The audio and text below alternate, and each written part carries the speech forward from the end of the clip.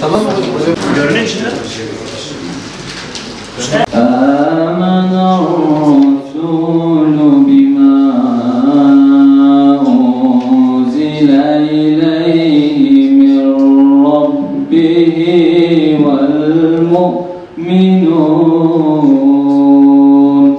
Şafağın habercisi o, zalimlerin korkusu, haksızlığa geçit verme.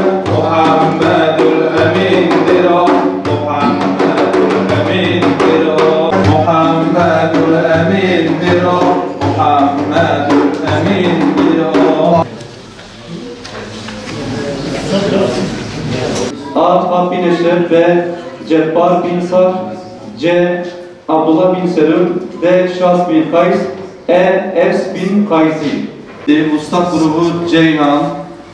Bizler Peygamber sevdalıları olarak, Peygamber Sevdaları Vakfı ve Derneği olarak her yıl meydanlarda Peygamber'e anlama, sünnetini yaşama mevlid etkinliği çerçevesinde bir dizi etkinliklerimiz oluyordu. Özellikle alanlarda yapıyorduk.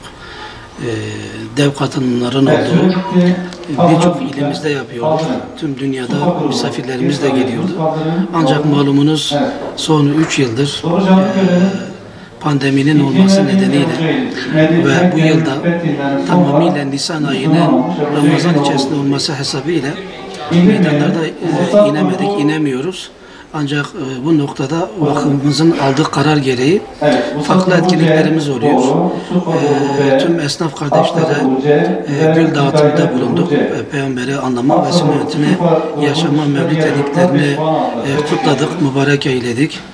Bir diğeri gönüllü esnaf kardeşlerimiz kendi iş yerlerinde Peygamber'e sevgisine has olarak, onun doğumuna has olarak indirim uygulamaktadırlar. Allah onlardan razı olsun. Peygamber sevgisini göstermektedir bu kardeşlerimizin çabası. Çünkü biz şuna inanıyoruz.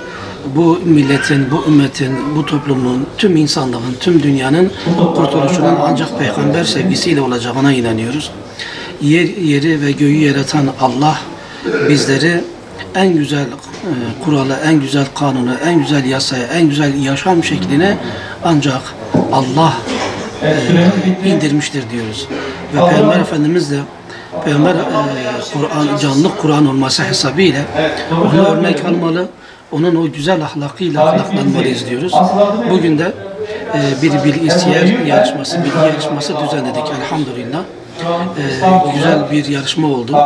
Burada kardeşlerimizin Peygamber Efendimizle ilgili bilgilerini ölçtük, gördük. Elhamdülillah çok güzel bir yarışma oldu, zevkli bir yarışma oldu.